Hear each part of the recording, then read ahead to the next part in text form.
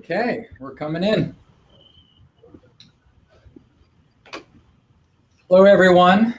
Let's see the list of attendees. Look like we have plenty of people here. Les, Brianna, and Daniel. There's also on your right hand of your screen should be a hide button. If you actually click that, it takes you completely away. So you don't have to just mute and everything. You can actually just hide yourself. That's a cool button I just figured out. So, hey, thanks everyone for coming tonight and using Airmeet. This is the second time that we used Airmeet, and so we're pretty excited about that. So if you have any feedback, definitely after the event, we have an Airmeet table. You can also, I have a feedback form that you can fill out. We definitely want feedback on this platform, but we think it's really useful for networking. So thanks for coming tonight. You're here to learn about resumes. And so essentially, somebody just messaged me, make sure everybody hears me. Hide is only for the host. Okay, it's only for the host. Sounds great. Ooh, we got thumbs up. Hey, this is working. Okay, so tonight you've been networking. That's great. In the future, we'll have networking spots where you can network on the table, so definitely take advantage of that. That's why we use Airmeet. We're going to give a little moment for the sponsors. Then we'll do some introductions, housekeeping, 2 speakers, Q&A, and then network until you want to go home, I guess. So let's talk about our sponsors. Thank you so much to General Assembly, Airmeet, who's helping us out and giving us platform for free, and Product Tired. So, Brianna, can you talk about what General Assembly? I'd love to. Hey guys, my name's Brianna and I am the marketing lead at General Assembly. So for those of you who haven't met us before or know what General Assembly is about, so we are a global tech education company based out of New York, but we have 30 campuses across the globe. So in Austin, we're located on 6th and Congress. And our mission is to empower individuals to do what they love. And we do that in a few different ways. We offer courses that specify within tech, business, design, and data, and anything from a workshop to a one-day boot camp. If you're looking to dive in a little bit deeper, we have part-time classes that are about 40 hours total of learning that are either within like a 1-week span or or over 10 weeks. And then we also have immersive courses for those that are really looking to pivot careers, which it may not apply to many of y'all. But we also work with companies to help them retain and reskill talent through private workshops and courses. So would love for y'all to check us out. And we have a lot of great events coming up again with Mark, and hopefully in the next few months, maybe October-ish, we can get back to some in-person events, because I know we're all kind of missing that community. But thanks for having us tonight, and hope y'all enjoy it. Thanks for letting us be a part of it. Cool. So I'm Mark Steffen, and I'm one of the co-founders of Product Tired. You'll see Nicholas Jaenicke floating around, and the other people. He's also a co-founder. So Product Tired, we really started this out of the fact that we wanted jobs as well. And so we created the job board that we wish we had. And so check out producttired.com. You can also post jobs for free. And we're even giving away the bronze tier, which gives you a lot of social sharing of your job for free as well. We have interview guides. So if you want to look at our Google interview guide, we have Amazon and Facebook, and we're working on some right now to get more published. And also we just launched product events. So basically check out producttired.com, all events. It's also in the menu. And it's essentially a job search except for events. It's very beta. So we would love your feedback and your grace and your mercy when you send that feedback. But we're definitely trying to improve that over time. So let us know how it works or doesn't work, as that might be the factor. Also, we have Airmeet as a sponsor, and I talked to them today, so I'll give the introduction. So Airmeet started really back in February. It launched, And they've been just really adding a lot of features. So they want you, if you know of meetups or other groups who are like a meetup that would like to use Airmeet, go ahead and reach out to me and I'll connect you, because this is free for meetups for the time being. Just give your feedback, be willing for a few bumps and scrapes along the way, which we're experiencing. But that's great. This is how we grow products and get products that we love, is that we use products that are a little bumpy at times. So also, they are hiring for a US-based community manager to basically be the face of Airmeet in the United States. So if you know someone who might be interested in that, I have a more of a job description that I can give you. So definitely reach out to them or to me and I'll connect you. Okay, Product Hired. So what is Product Hired Job Club? So this is a place really that we're trying to help people network to find jobs. We believe the number one way to find a job is through your network, which is funny because we have a job board, but through the network is the main way, especially in Austin, Texas is where the main job club is based. It's a place to find jobs. So hopefully recruiters will come here, they'll share what they're looking for. But at the same time, you can kind of talk to other people at these tables on the Airmeet and try to find, who's hiring and who's not. It's also a place of how to find jobs. So, people can say, hey, we tried this out. We talked to this person. This is the type of interview they had. So we want this to be a place to learn. Of course, we have speakers who talked like tonight about resumes. We have an event coming up about portfolios. But really, we want to be the place where you can come to learn on how to find the next job and to get it. And at the same time for companies on how to hire. So we'll be giving some talks in the future that are focused on hiring managers and recruiters. And maybe someday we'll have some job fairs. We're working on that. Obviously COVID is putting a problem in that. So who are we for? So when we say product, we don't just mean product management, although many of you are product managers and we love product managers. I'm a product person. We are for product design, product marketing, designers, project, program, product owners, user researchers, data scientists, and analysts, and more. If you work on a product, we are for you. Probably not so much engineering, but everyone else outside of engineering, if you work on a product, we're probably for you. So what are our values? We're community focused, and that's one of the reasons we chose Airmeet, is because Zoom just did not create community very well. And then when I found Airmeet and the table concept, that really just clicked with me, like, hey, we can network again. So that's really, really great. We're relational. We want to get to know each other. We want to help each other. And that's the other thing we do. We're not here. I've often referred people to jobs I was interviewing for because I thought maybe they were a better fit. So definitely, this is not a competition. We want people to find the right role that is for them. And we hope that you share that mentality as well. Okay. Even though many of you are not from Austin, most of you are. And so we have a product community for Austin, that's for Slack. You just go to productinaustin.com and you can join there. It'll put your email, it'll send you an invite, and you can chat, and job postings are there as well. We strongly recommend this Slack. It's for designers, it's for product people of all sorts, for all the product meetups in town. We're for everyone. So normally this is a time when we would be in a crowd where I'd say, raise your hand if you're looking for a job.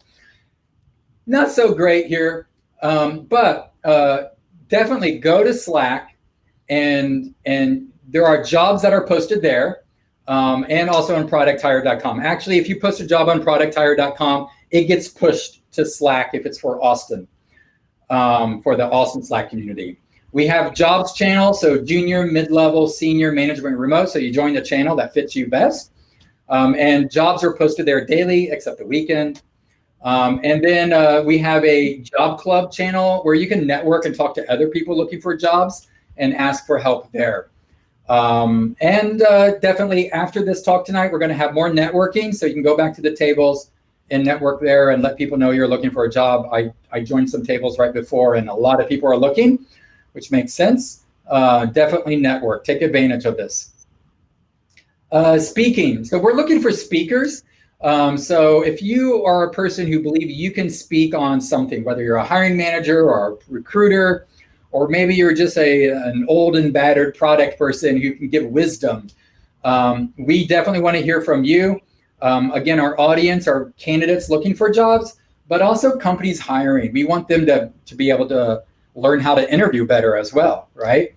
So we have an interest form. It's bit.ly PHJC-speak. So you might want to take a moment, write that down. You'll see it again before the end of the day, but that's definitely, we're looking for speakers. Okay, upcoming events. We have 2 scheduled upcoming events.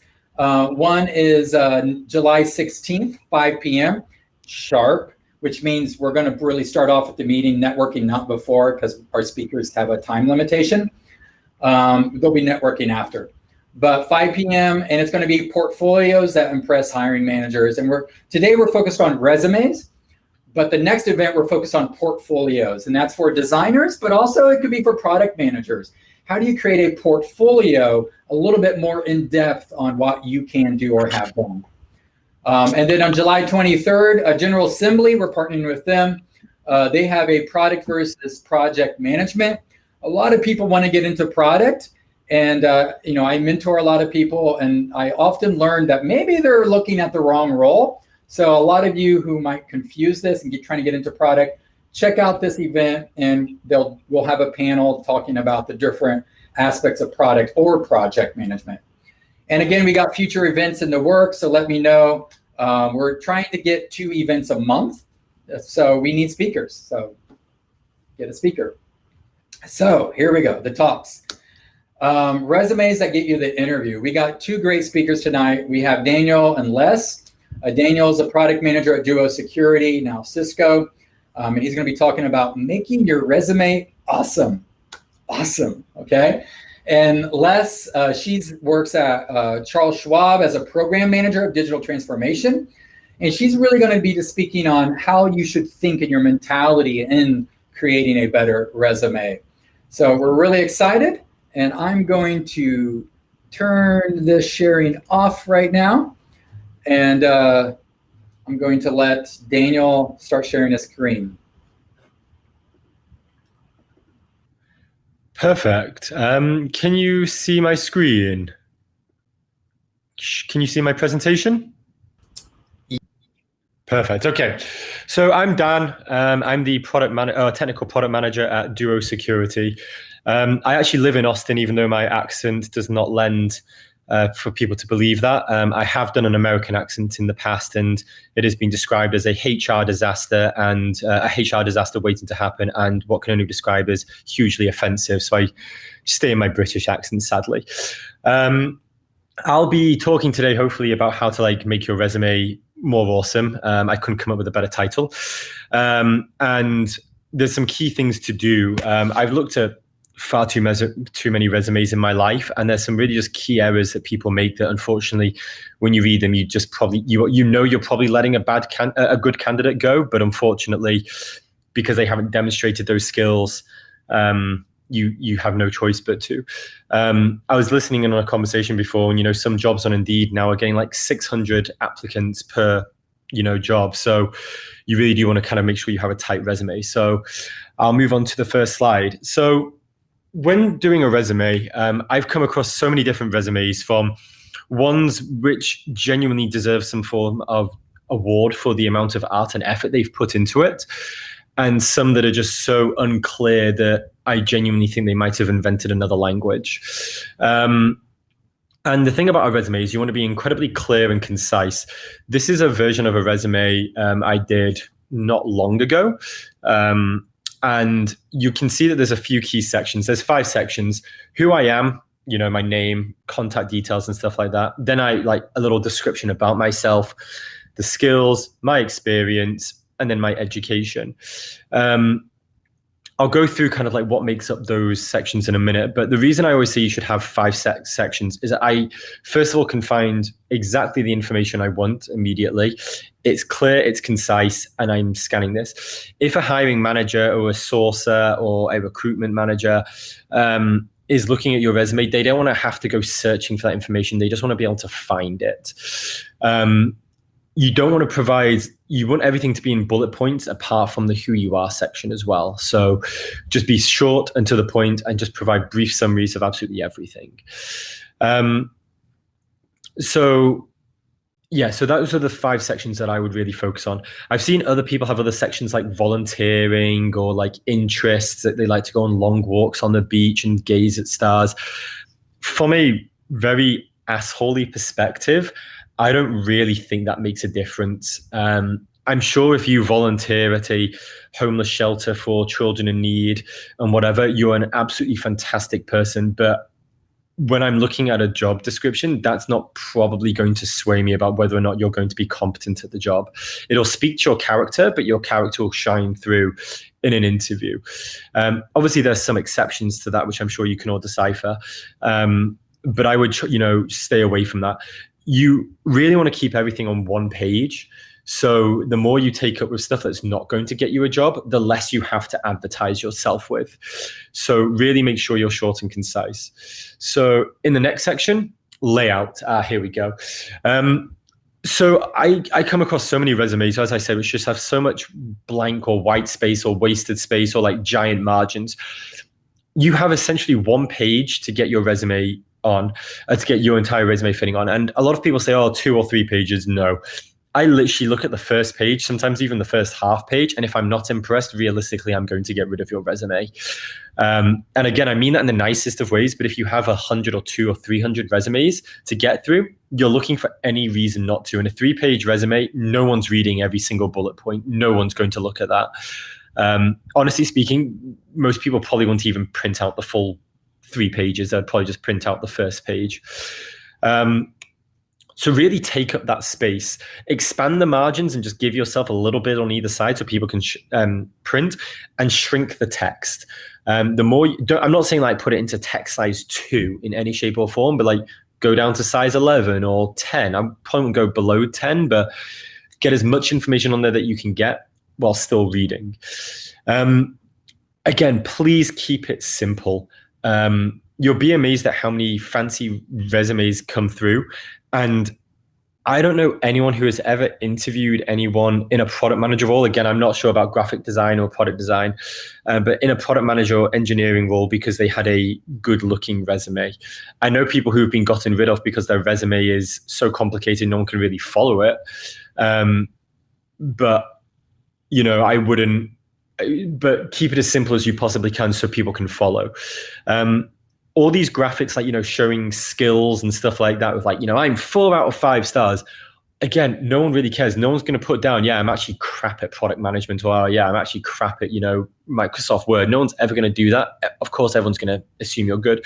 So again, think how that comes across, so really kind of keep it simple. So like just showcase your skills rather than trying to, be graphically amazing. Also stylize. Use bold, italics, and underlining, as you can see, draw people's attention to different sections. You can clearly see from that resume that, who I am, my skills, my experience, and my education. It's not the most attractive resume in any shape or form. It's really very plain and boring, but it does have all the relevant information on there.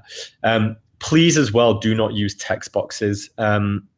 When you use text boxes, and especially if you save it into PDF and send it and someone prints it or someone sends it on, things like that get so screwed up that you can essentially end up with like 3 words per line over 12 pages because a text box got misformatted. So just keep it nice and simple with just paragraphs and bullet points, be simple. The other thing as well is when it comes to jobs, realistically, most people only really care about your most recent job, probably the job before that, and maybe the job before that. No one cares about, your unpaid internship you had when you were 12 years old doing a newspaper round whilst, you sold a lemonade stand. I'm sure you absolutely raked in those bucks, but no one cares.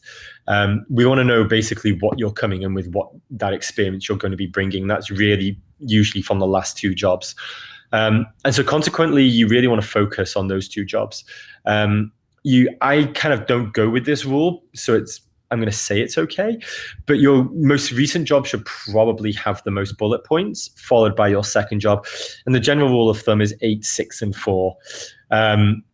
Of course, if you're, you recently into a new job, or, you might have been let go, or you realize this job might not be for you kind of thing, your most recent experience will probably have a little less, but then bump it out with like, your second job where you hopefully have been for a little longer. The third, your third job, realistically, unless it was like 4 months ago, which probably then you've got bigger problems, should be just kind of like key highlights, just your key achievements in that regard. Something so you can kind of point to it. It doesn't define who you are, but you can kind of reference it in examples. Any more experience in that, don't get me wrong, it's impressive, it's fantastic, especially the older you get, or the more jobs you have, etc. Just summarize it. So just put like, product manager, this company, this location, between these dates.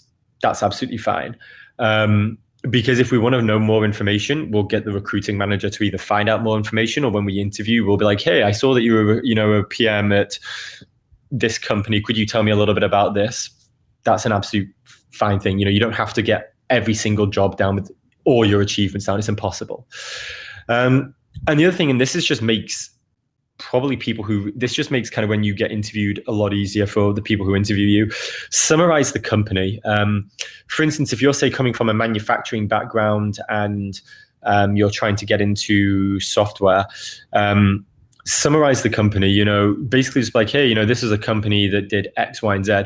It's not because we massively care, but it just provides us context for what you achieved. If you just put down, product manager at awesome company and don't tell us what awesome company is, we either have to go away and research, and realistically, when you read people's stuff online, companies' blurbs, it's just a lot of marketing. So if you can just summarize like your company, or kind of like the area you were massively involved in at your company, that just makes life a lot easier and provides us huge context when we're looking at your achievements. You can really frame it far better.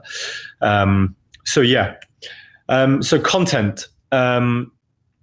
So I'm just going to kind of break down the 3 key areas I think you should really be focusing on here. I'm not focusing on like my name, email, location, and LinkedIn. I hope that's quite self-explanatory. I do have my phone number on there, but I deleted it for obvious reasons. But I'm just going to leave that section. So who you are, this is really kind of showing off your business personality. This is not like, I'm, James Kruski and I love to crack some beers and go fucking ham on a Friday kind of thing. No, this is your business personality. This is what you're bringing to the business. So roughly you want it to be like 3 sentences. The first sentence should really be summarizing your experience. So as you can see from mine, hopefully you can see my screen. I'll zoom in if you can't. Somehow I went the wrong way by pressing zoom in. Interesting. Let me just zoom in. There we go. Zoom. Oh, that's gone way too big. Nope, that's way too big. Well, that was a disaster. And we'll go back out to 100. We'll go to that one. Yeah. So hopefully you can kind of see my first sentence reads product manager and founder with 7 years of product research, development, and launching experience. That basically just summarizes right there my experience. And achievement goals I've hit. I'm incredibly driven. I am incredibly driven, and I've launched numerous successful products for consumer and B2B clients. That basically kind of tells you, again, a bit more about my experience and some of my goals I've hit. I've launched multiple products. I probably should I've launched multiple successful products. And then my third sentence is kind of like what I'm going to bring to the company. I'm excited to lead, have an immediate impact, and push your innovation at, say, I put in Facebook to grow even further. You're basically just showing what you can bring with the above experience. Again, whether or not this is going to win you an interview, I would say yes, but you don't do it well, it could definitely lose you an interview. The next section, skills. Break down the roles. I really don't like when people put down, like 4 out of 5 stars for Microsoft or 4 out of 5 stars for AWS. Like, of course you're going to rate yourself highly. So just tell us what skills you know. Like, we will pretty much gauge your skills pretty quickly. And I just like to break it down into different ones. So here I've got, product management, project management, which actually I put Agile and Scrum down differently, technical skills, then some general skills. And I actually put my qualifications down here. Just because I just think it's a skill to have. It keeps it all succinct as well and kind of keeps it towards the top. Just basically use this as a place to play buzzword bingo. Unfortunately, when you play the resume game, you have to put buzzwords in. And I'll come to that actually in my next slide as well. So you really just want to get like every possible buzzword you have in that job description down, or like what's kind of a thing. So like if you're applying to a blockchain company, make sure that you have blockchain down, or if you're applying to a DevOps company, make sure that you have DevOps down, that kind of stuff. Make sure that you kind of hone it in. And education, the older you get, I was told by my friend at Indeed, which is the older you get, the less that companies care about your education. When you come out of university, obviously your education is the highest education and experience you have, so it's very prominent. But when you've been in the job market for a little bit, your education becomes far less because now you've got experience on the job. So as you can see, I went to the University of Birmingham back in the UK and I studied political science. If people want more of a breakdown, cool. Realistically, if I was hiring someone and they just put, not realistically, they put that's absolutely fine. It just tells me that they've got an education at a university. Everyone I speak to doesn't really care about that massively. So that's how I would break each section down. Yes, and then experience, apologies. I missed that one. Last 3 jobs and then summary of previous jobs before, as I mentioned before. You really want to just keep that succinct and to the point. So your experience is going to be the one that really kind of sells yourself. And there are so many bad resumes I come across that it's actually painful. I try to give as much feedback to people as I possibly can, but sometimes I don't get to. So hopefully I can do something good. You'll notice at the top, if you have a quick read of the top experience I have when I was a senior product manager, it just speaks in huge generalities. I helped run a data portal that gathered information and displayed it for clients, allowing clients to look for information that they need in order to accomplish their goals, whilst also helping Pathway AI hit their goals. It sounds almost comedically like vague and bad, but I will almost guarantee that I'll almost guarantee that there's someone here in this room reading their resume going, oh shit, I've got something close to that. And that's okay. Everyone does it. God, I did it for years. It's fine. You really, really want to stay away from this. Your resume is basically showing you how fucking good you are, and that's what you need to show. The top experience, which I wrote up last night, basically says that I held a job and I did roughly what I was meant to do, and maybe something happened because of that. You really want to quantify everything. So if you compare the top bullet point on the top resume to the top bullet point on the bottom experience, where it says, I led and managed the data portal that handled 180 pieces of information per second per user, finding trends and risks for auto insurers, resulting in the increased monitoring of causing of road acts from 70 to 85%. Suddenly now you know exactly what I've done and what I've achieved. It's exactly the same kind of stuff, but this time I've put numbers in there so you know exactly what's going on. Led and managed a real-time visual analysis software that had an accuracy of 99% operating on each platform. Again, I've quantified it. I've got a number in there. You can see the progress. So for instance, I think you can actually see the progress in one of them where increased customer engagement by 35% through the use of analytical tools and customer research. I'm quantifying as much as I possibly can. You can't quantify everything, but if you quantify the majority, it means then that you can really show what you're doing. So I would really recommend quantifying absolutely everything. Even you might be thinking, hey, well, I'm a graphic designer. How do I quantify that? Be like, I did, X amount of graphic designs for this company in this amount of time that and they led to an increase in revenue of X, Y, and Z, or they went out to an audience of 250 million with an engagement rate of whatever. You can quantify almost everything. You just have to figure out how. And that's what you want to show. You really want to show that you're moving stuff forward. If you're basically just showing that you do a job, no offense, that's 10 a penny. We'll move on to the next person. Show how you've progressed something and moved it forward. And that's what's going to really stand you out from above everyone else. The other thing as well is leadership language. So many resumes just like, oh yeah, like I worked on this, or I helped on this, which is fine, but it's just very passive. be a leader. No one ever wants to just hire, a nobody. Everyone wants to hire someone who's going to really lead, and especially in a PM role, lead and grab by the balls and get going. So, really get it to the point. I led, I created, I built, I expanded, I discovered, whatever. Really have that leadership, dramatic, kind of to the point language. Imagine you're an angry boardroom member slamming your fist down on the boardroom table, shouting at people about how amazing you are. And that's kind of the language-ish you want to kind of brag about yourself. And that kind of comes down to the third one, brag. No one likes to do it, or it's very difficult for a lot of people to do it. And I get it. Like, I'm not a natural bragger. I'm very happy just to get on with my job, make sure we do shit, get it out the door, progress shit, move it forward and keep going. But when you're on a resume, you need to stand out. So brag, you really want to be showing yourself off.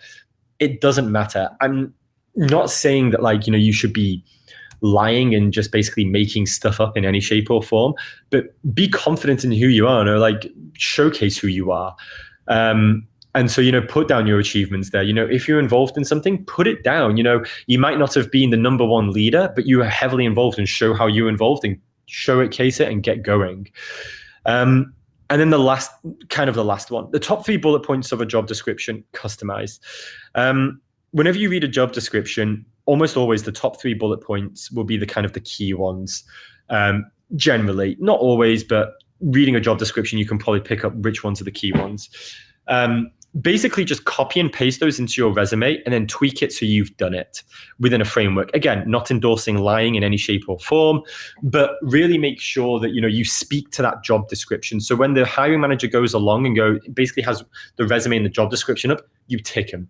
So if the top bullet point is has an agile background and has a track record in reducing the backlog, put your top bullet point being evangelical about agile and reduce the backlog by 25% over X amount of months or whatever. Showcase how you did it.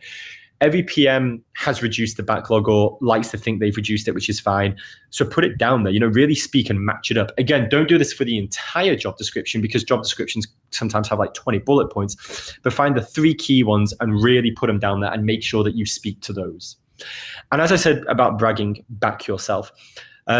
Again, I really don't want to endorse lying, but a lot of people seem to think that if you haven't got direct experience with that skill, that you can't put it down. So for instance, in my previous company, actually at Pathway AI, we were hiring an engineer who we almost didn't hire because he had a lot of experience creating C++, AI kind of CV stuff. But we wanted someone more in the ML, DL side, deep learning side, which he didn't really he knew quite a bit, but it wasn't his primary focus. So put it down that he, if he just put it down saying, I know it, that's fine. We can gauge how well you know it when we have that conversation. So if you see something that you're okay, I don't have direct experience with, but I've used this tool which is similar, or I've used it a little bit, back yourself. As long as you think it. If you're a product designer, I probably wouldn't say that you have a great background in artificial intelligence or machine learning in any shape or form. But, be reasonable about what you're backing yourself on.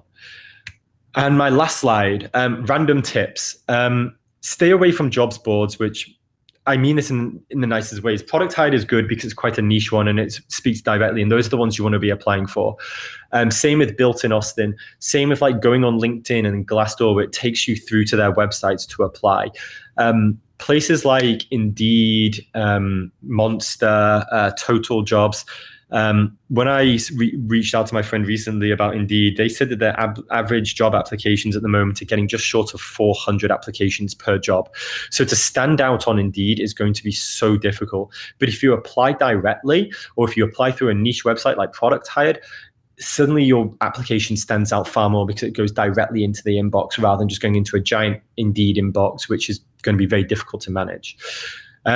And that kind of then links in with kind of reaching out on LinkedIn. You don't have to find the exact person. Reach out and be hey, I saw you had a job advertisement, job description for X, Y, and Z role. I'd love to talk to the hiring manager about this. Could you point me in the right direction? And suddenly you now have a conversation. Most people like to help people. Obviously, there are those people who don't, but most people really do. So just be nice and just hey, look, I'm looking for a job. could you put me in the right direction? And most people will. The other thing as well is I would always include a cover letter. I would probably set up kind of a mail merge of a cover letter and just kind of have a template, and then basically just put in the company's name and a few key more job description titles they'd put in there into your cover letter to stand out even more. If you do a cover letter, it usually just shows you've gone a little bit of an extra mile. But again, it's not a foolproof thing, but it does help. The other thing that really does annoy me, and in fact, I got annoyed at someone the other day, was they literally sent me a LinkedIn request, and then 2 minutes later, he was just like, I saw a job description at your company. Please, can you refer me? I had no idea who this guy is or anything in any shape or form. Networking takes a little longer than 5 minutes. It's a long process to get networking efficiently. If he had just reached out and said, hey, I don't know if this is the right company, if you're the right person, I saw this job description and I'd love to talk, that's a different conversation. But to ask someone to refer you in after knowing them for like 30 seconds isn't probably the best way to go around it. Be realistic when you network, and that then comes on to the second 2 points. Update people, they might not pan out now, but just keep updating people. Even if you just send a weekly mail or monthly and just be like, hey, I've still been looking for a job. I haven't been successful, but I've had this, and this feedback. The feedback, I don't know, you gave me has really helped me X, Y, and Z. That stuff really goes a long, long way. It's tough. It's soul destroying. It's draining, but in the long run, it really does build a lot of goodwill. And chasing people up, it's just going to have to one of those things where generally you always want to say thank you to people after they've interviewed you, etc. Usually no more than 24 hours later. And I would use that as a way to kind of unofficially chase people up. Say you interviewed on a Wednesday and someone, by Thursday afternoon you haven't heard, just be like, hey, I just want to say thank you very much for taking the time to interview me, etc. And it just kind of gives people a bit of a nudge. When you are interviewing, please ask questions. And that's two things. When they say, do you have any questions for us? Dear God, please ask some questions. If you say no, it usually just means it comes across that you haven't taken an interest. One of the best ways to actually look like you've taken an interest is basically Google that company, go on Google News, scroll back about 3 years, find a few key headlines and scroll forward 3 years and be like, oh yeah, like 3 years ago, you guys were only here and like you were saying this. And then I read your latest press release and you've been doing this, and this. That's a huge way to come in 3 years. How did you do it? And suddenly that in person is going to be like, oh my God, this guy's actually done their research. It's taken you 5 minutes, but it comes across so well. And that also goes for like when you have a case study or something like that. If you have any questions, just ask them. Like, no one's going to think any less of you. No one expects you to know everything. And in fact, when you're a PM, we want to see that skill that, when you need help, you can actually ask questions, and that's a great thing. And so don't be shy. Please, always, ask questions and don't be shy and just kind of keep chasing people up. Now's not the time to be shy. If you know someone in a company and you want them to be referring to you, reach out to them, again, in a nice, non-abrupt way, and see if they can help you in any shape or form or point you in the right direction or give you tips. Usually if you talk to someone beforehand and kind of get to know them roughly and then ask for a referral, people will be usually more than happy to, purely from the selfish perspective of if you are hired, you're probably going to make them some money.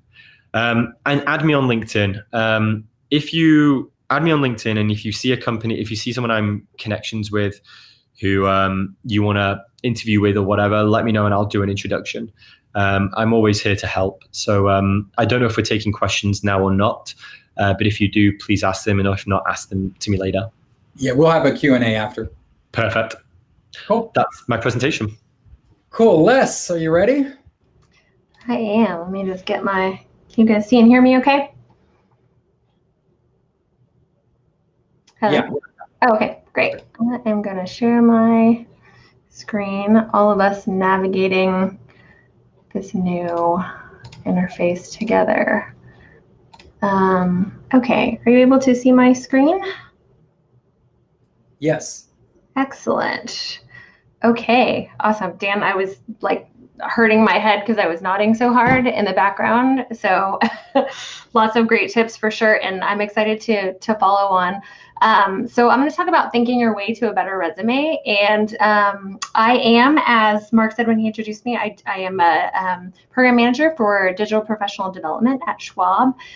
So I do learning and training and development for a bunch of product managers as well as UX folks. So I have a little bit of a background in what y'all do. And probably more relevant for this talk, I am a career coach. So I specifically help people who are trying to change careers, and often they are very disillusioned with their jobs in the corporate world, which is where I have been for a long time. And so I look at a lot of resumes as I'm trying to help people think about whether or not they want to stay, whether or not they want to look for another job at their current company, or whether or not they maybe want to try something completely different and what that looks like. So I want to talk to you a little bit today about mindset. I feel like Dan addressed all of the amazing tactical things, and I want to kind of take it up a little bit of a higher level and say, and before you start doing all of those tactical things that you absolutely must do, how do you get in the right headspace so that all of those tactical things are going to work? And, I'm a little bit biased, but I am hoping to convince you by the end of this that mindset is one of the most important things, even though I feel like it's something that's often overlooked. I have seen a lot of resumes myself too. I've been a hiring manager. I come from a UX and marketing background and ran a team for many years. And so I think, we've all seen those resumes that just fall flat. Dan, you were mentioning a few of them. People aren't bragging about themselves, or they're incredibly vague. And so you can kind of just tell they don't necessarily believe in themselves, and they're not totally sure what they're talking about, or sometimes they're even not totally sure that they want this job at all. They're kind of shooting out a lot of feelers. And not that there's anything wrong with that, but I think it really shows up, your mindset really shows up in your resume, and that can definitely lead to people, kind of passing, especially as has been pointed out many times already tonight that there are hundreds and hundreds of people applying for each job. So it's really important to stand out, and it's really important in my mind to have the right mindset as you're going into it. I pulled this little comic because I thought it was funny. You can always see the jitteriness and the phobias and the small nagging fears, all of which we all have, totally show up, and they show up definitely in interviews, but they also show up in these documents. So that's one of the reasons I think it's really important to get your brain right before you start making little tweaks here and there. And I think that, everybody wants to know the how, okay, well, what do I say exactly, and where do I say it, and all of this. But my experience and all the clients that I work with, 9 times out of 10, when you have the right mindset going into it, all of the little small things kind of fall into place, especially if you're approaching it from, a good place in your brain. So I'm going to kind of help you figure out how to get there. And also, I just want to say, people hate writing about themselves and talking about themselves, but this can actually be fun, even though probably most people want to slap me for saying that. When you come to it from a place where you're not really, really unsettled trying to write about yourself, and you're not freaked out to be talking about yourself at all, it can actually be kind of fun, and you can use it to level up your understanding of the job search, the jobs that you're looking for, who you are, where you are in your career. A lot of insights can really come from working on your resume. So that's one of the reasons that I love talking about this, and that's one of the reasons that I really focus on mindset. I am going to talk to you about how you can get yourself in the right mindset. Like I said, I think if we're talking about that classic UX exercise of the city you're coming from and the city you're going to, the city you're coming from is, feeling really afraid and really, annoyed to be even writing about yourself, and probably a little bit fearful about just the job search in general. And I think it's important, before I start, I have all of my clients identify the top 3 feelings that you have about your job search. Now, I have done a lot of design thinking exercises, and specifically journey mapping, which y'all have probably been parts of in the corporate world. And the hardest thing to do is to get someone from corporate America to say a feeling word.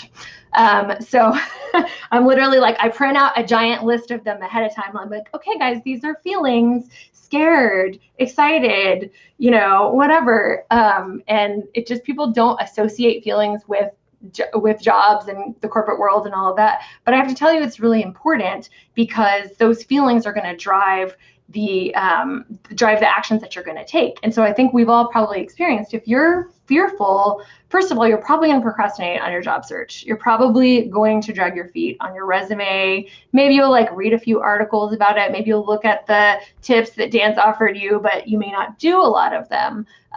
So that's one of the reasons I think it's really important to like get all that bullshit out of your head before you even get started, so you can maximize your time working on your resume, have to spend less time on it, as well as maximize the impact of what you're doing. So I always have people use very extremely technical tools like a blank piece of paper and a pen. And I ask them, okay, what are the top 3 feelings that you have about your resume and your job search right now? And then let's talk about why. And I do this, I basically have them like my little tips on the side, like write for 5 minutes, even though you don't want to, even though you try to give me a quick piece of your mind, but like we're trying to get it all out of there so that you can really see. And then the last part of this exercise is just assess, like look at that stuff and figure out if it's even really true. And more importantly, if you want to be thinking it, right? So like it may be true that, there are going to be 600 people that are applying to this job, but how does that help me whenever I'm thinking about my resume? How is that driving the action that I want to take, which is editing this resume and getting it over to the hiring manager, or networking, or reaching out to someone to ask about this job? So that stuff may be true, but it's not really helpful.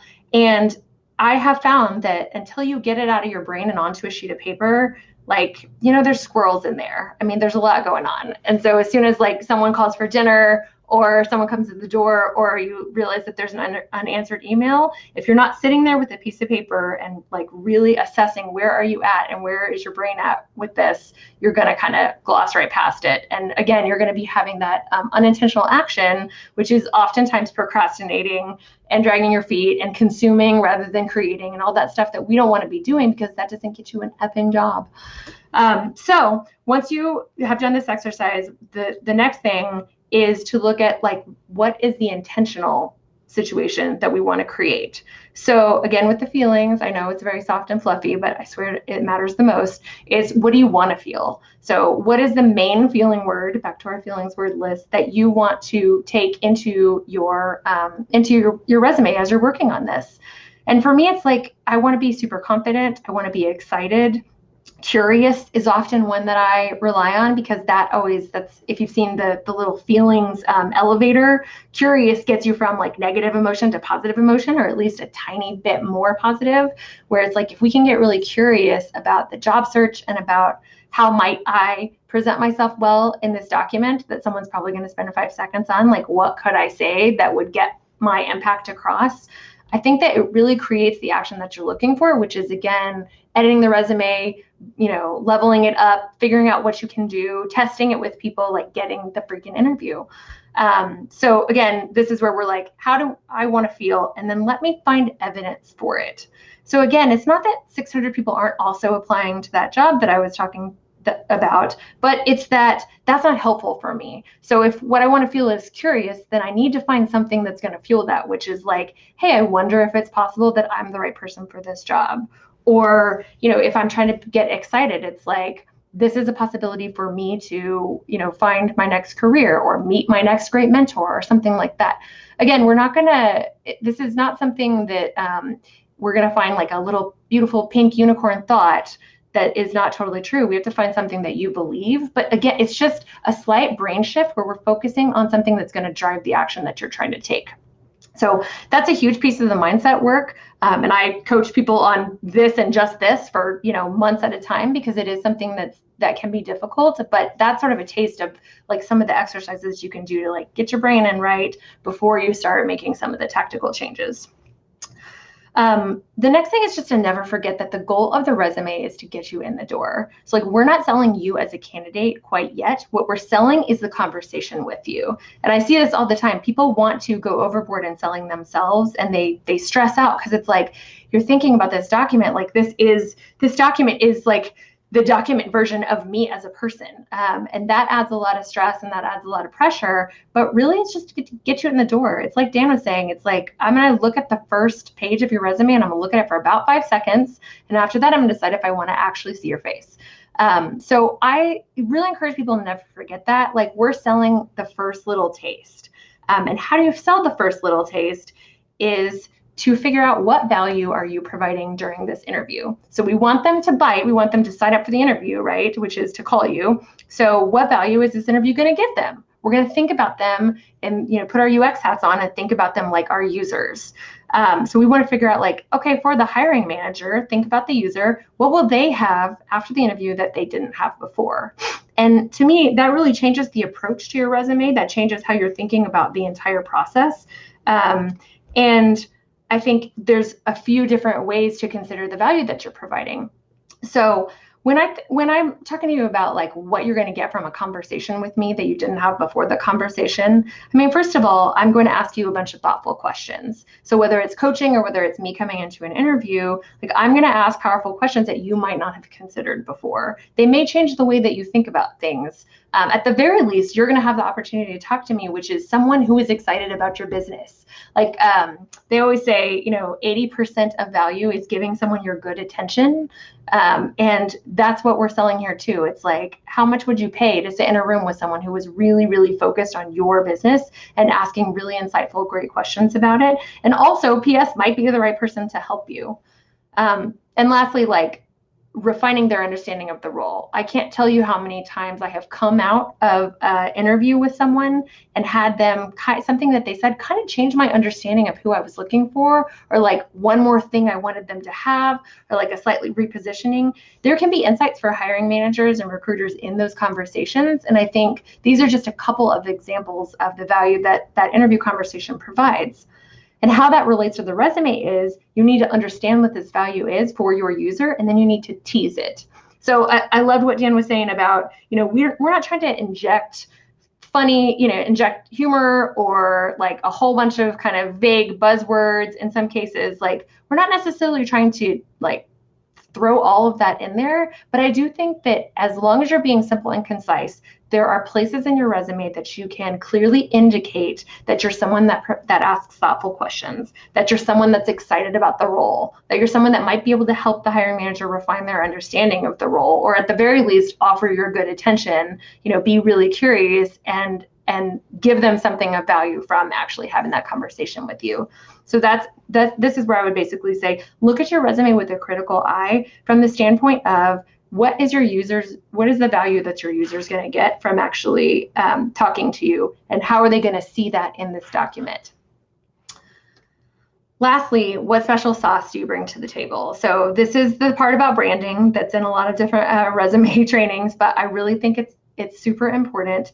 This is where you're trying to figure out who you are that's special to them. What are you bringing that their other 599 candidates are not going to be bringing? And how can you make sure that shines through in all of the different sections that, Dan was talking about exist in the resume, the sections that you should have.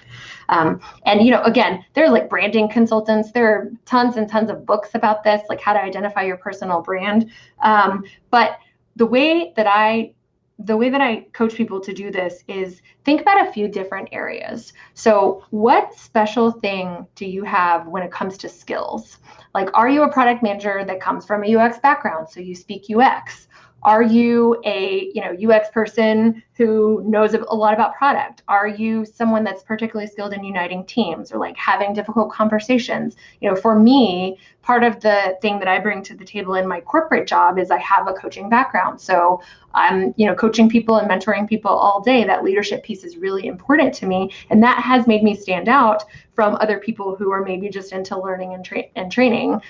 Maybe not so much do they have the coaching experience, or like they're not necessarily as interested in that. Not to say that it's better, it's just that it's my differentiator. And so I always want to be laddering that up in my resume so that you can see, not overkill, but just so that you can see it kind of shining through. A lot of people tell me, like, they come to me and they're like, oh yeah, I don't have any special skills that are different from anyone else. And first of all, I call bullshit. But second of all, skills are not the only thing that matters. So your interests also. Like, I think you can use the coaching example for this too. Like, are you a product manager that's interested in coaching? Are you a product manager that's interested in tech, that dabbles in programming in your off hours? Those types of things can also make you stand out. What you're looking for is something that's going to make that hiring manager go, oh, it was the guy who, had coded that site and like he was new at it, but he was really excited about it. And, I think this would be good because we have been having a real problem with our tech teams and we need someone that kind of can speak their language. So interests are totally relevant. They're totally valid. Also your background. Like I saw a couple people was chatting with them that they're trying to get into UX, but they're teachers. And I feel like I could sell that all damn day. Like that is an amazing skill. And definitely if someone had, let's say, a young team of UX people and they were looking for someone that could help educate and help mentor and things like that, that would be incredibly valuable. And again, like kind of back to that conversation about like, what is the interview, where's the value there? Like they might not even know that. And so it's important for you to let that shine through, to kind of put that in their brain from your resume so that they're going to have the conversation with you. Lastly, aspirations. Aspirations are super important. I don't care how, definitely skills and the other things are relevant, but, you can also hang your brand on your aspirations. You might be a product manager who is interested in getting better at, management specifically, wants to run teams or something like that. And whether or not that seems like it's applicable to the job right now, again, don't like go overboard on the aspirations, but like if you put that in there, that can just give them a little bit of a nudge for later on. Like maybe I know in a year I'm going to be looking for someone to run my team. So those are some ways that I think you can boost it. And again, a lot of this has to do with just the mindset that you're taking going into it. I think, if you're freaking out about the whole situation, you're not going to think about these things. It's not going to free you up to like actually explore what skills do I have? What interests do I have? What about my aspirations? How could I make that interesting to the hiring manager? So that's where I think all the stuff ladders back up to mindset.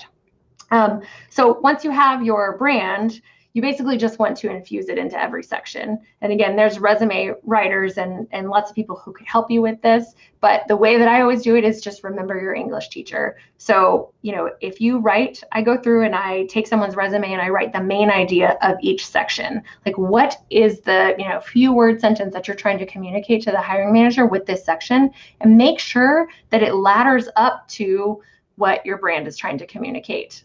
Again, there's definitely an art here. There's a nuance of not going overboard and not like using tons of buzzwords and being vague and like, okay, I get it, you're into leadership.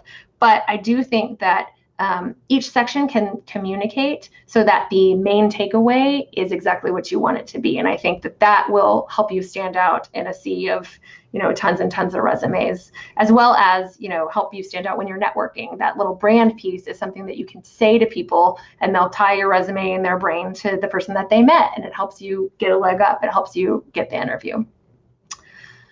So same for me. I'm going to echo Dan and just say, this is awesome. I am very, very passionate about helping people get jobs. I do this for a living. I'm a career coach, as I said. So I always offer, if people want, again, the good attention, if you want 20 minutes with me free and we take a look at your resume strategy and talk about your mindset, I am all in.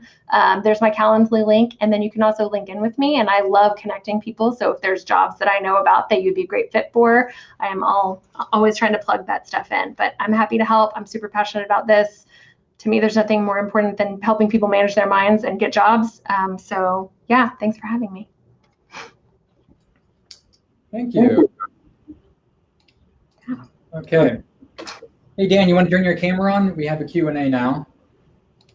If anybody has questions, there is a questions icon on the right side. You can type in your questions there. Please give us some questions. We have 2 already, which I'll start. So the first question, I'll turn on a video so I can look. Well, I don't know. I don't want to. Yeah, I'll let you guys steal this show. Okay. So the first question is, I'm currently working on a career change, and I recently graduated with my master's. Should my education take more prominence, or should I focus on my experience? You're muted, Dan. I can happily jump in on that one. Oh God, that is a toughie. I would probably focus still more on the experience. Going with what Les said, kind of make it part of your brand. You can find something in everything. So really kind of drill down and kind of,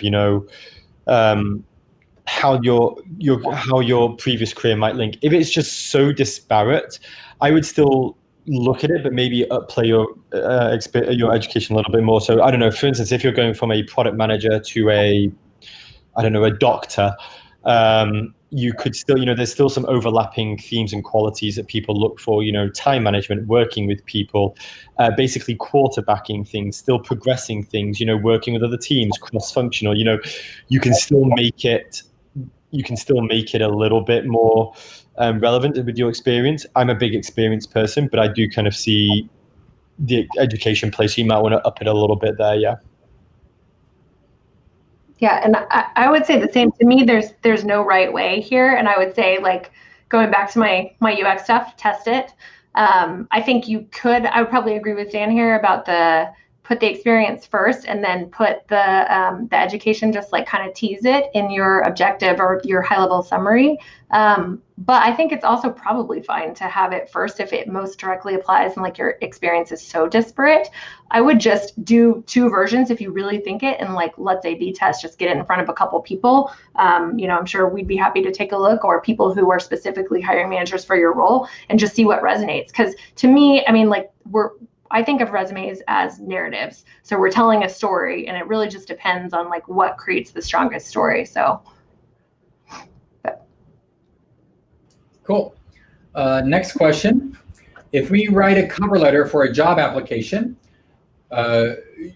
should we still include a who am I on the cover letter or in my resume? Oh, okay, I get it. So cover letter, should we still do a who am I, or could that space be better used by slightly less redundant information?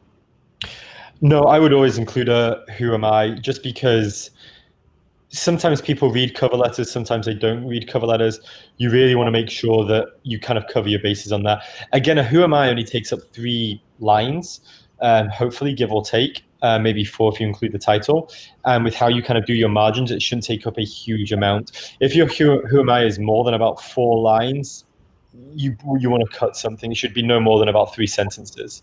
But yeah, I would really always include it, just because you cover your bases and you kind of get to say who you are. And often in an interview, they're not going to have your cover letter. They're just going to have your resume. Yeah.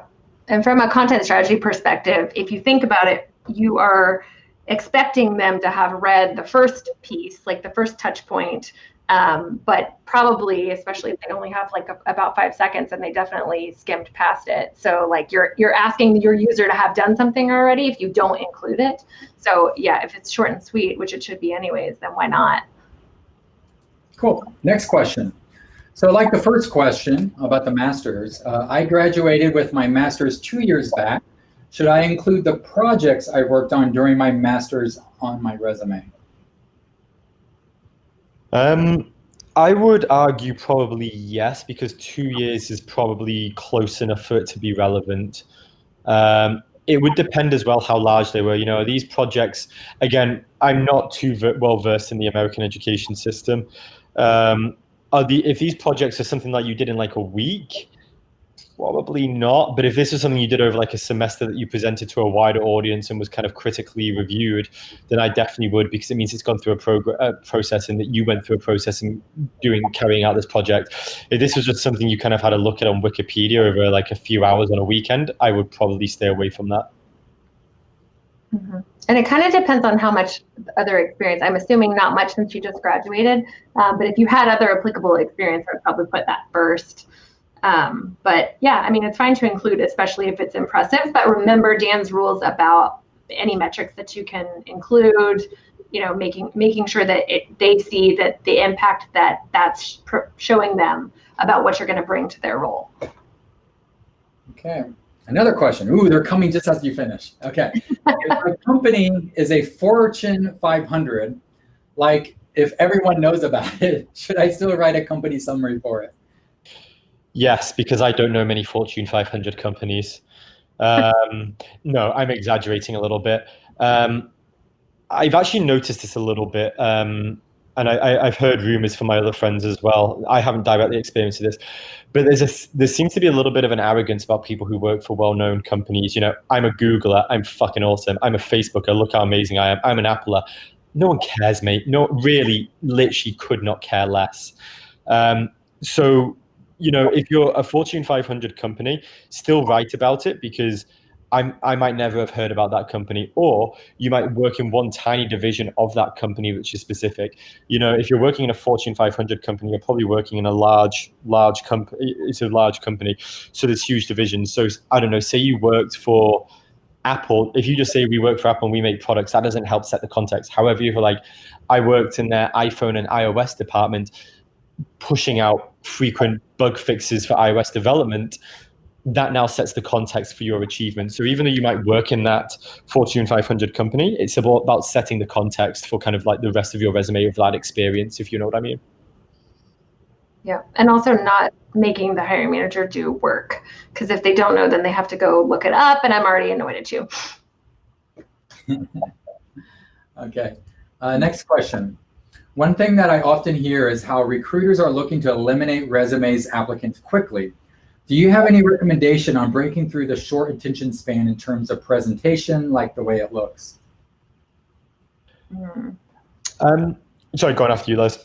Oh, no. Oh, I was just going to say, so I've seen some very designy resumes, and to me that, I don't know what you'll say, Dan, but like, to me, that's kind of like trying too hard unless you're a graphic designer. I'm going to take it back to mindset here and go, like, if you knew you were a badass, would you like be, making your resume, I don't know, super designed and like trying to use the format to break through? Or would you just be letting your job experience speak for itself? I mean, I think for me, like, if I'm really confident about something, which I cultivate, I'm not going to be trying to like change the formatting and do these things. Like, I just want you to see, I'm not worried about the presentation. I want you to see the freaking content. Yeah, I echo exactly what Les said there. Standing out with a resume is basically standing out by, every resume will be read. Or any good hiring manager will read every single resume, but it might only be the who am I, it might only be your skills or your experience to begin with, but they will at least cast their eyes over it. So that's where you really want to stand out. It's not how it looks. If you have a goddamn unicorn on there, cool, you're probably going to be a little crazy, but cool. I want to know exactly what you're going to progress. So unless you're going to a unicorn factory, I would probably stay away from that. So yeah, that's probably not the best analogy, but hopefully you get it. I would keep it simple, straight to the point, and kind of plain and easy to follow. And yeah. Unless it's cat pictures, obviously. Obviously. And put a lot. I will say, quick anecdote. I was hiring a content strategist on my team, and she was a very senior content strategist, and she had a very, very artsy resume. And it was interesting, like, I ended up taking a chance on her, and I was really glad that she did. But I do say taking a chance because it gave me pause. And it was so interesting. All of the other hiring team, the other roles that I had in the room, they were completely divided. And some of them were ready to just be like, definitely not, because her resume was so different. And so the question is, like, are you hoping that it's me that's that's your hiring manager? And I'm like, who cares? Unicorn, whatever. Because that is taking a risk. Yeah. Cool. Next question. How can I highlight a side project or hobby into my resume that is not necessarily professional experience, but still shows a skill? Example, taught myself how to code and create a YouTube channel around data analytics. I would still put that into your experience if it's roughly related to the current job you have. So for instance, in my last job, I taught myself badly how to do like simple kind of like semantic analysis. And I mean badly, like this is kind of like bad. But I put that in there, and I kind of framed it in the experience of like taught myself how to taught myself how to conduct NLP analysis using Keras and I can't remember what framework it was, in order to be able to mine data for our customers, kind of thing. Did I really do it for the customers? Not really, but I did kind of roughly do it for the job. I wanted to further myself in that job. So that's how I would then phrase it. That's part of your experience for that job. You wanted to further it. I would just kind of slide it in on a job being like, and I did this, this, and this. I taught myself Python. I started a YouTube channel because I wanted to grow my network and I wanted to learn how to code. That's part of your remit. Off you go. Even if it's not part of your remit, that shows great skills. Dan, are you saying that's a bullet? Like you would have that? Yeah. I would have that as a bullet. If say the number one, but say, sometimes I see it on these job descriptions where they say, we're looking for someone with an entrepreneurial spirit. I would then take that and I would have that as your first bullet point, being like, taught myself Python and started a YouTube data analytics channel because I wanted to grow my network and I wanted to learn how to code in order to be able to help our development team or to be able to carry out this certain function kind of thing. Mm-hmm. I love that. Yeah. Well, and I think that's a perfect example of like, if they really are looking for an entrepreneurial spirit, can you create some patterns? Like in this section, you taught yourself that. What did you teach yourself in another job? So that there starts to be this overarching theme of learning and of diving in and being super proactive. And that becomes your brand. And that's something that you may or may not mention in your summary, especially if you could do it quickly. I probably would. But yeah, totally agree. It's great to include, especially if it directly applies to the job that you're looking for.